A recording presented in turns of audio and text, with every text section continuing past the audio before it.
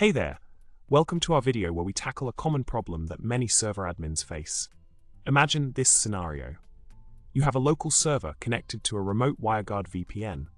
The server currently routes all its traffic through the VPN, but what if you need it to use the VPN only for communication with other VPN members and the Ethero interface for everything else?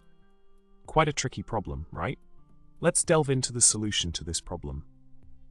The key lies in a specific configuration snippet within the WireGuard setup. By tweaking the AllowedIPs parameter for the peer configuration, you can control the routing behavior. In this case, setting AllowedIPs to 0.0.0.0 will make WireGuard treat all traffic as if it needs to go through the VPN.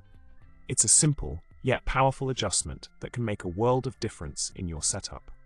In summary, we've explored a clever solution to the routing dilemma in WireGuard VPN setups.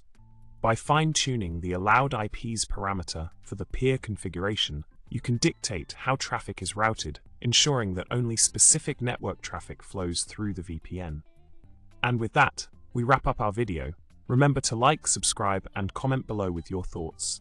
Thanks for watching, and until next time, happy networking.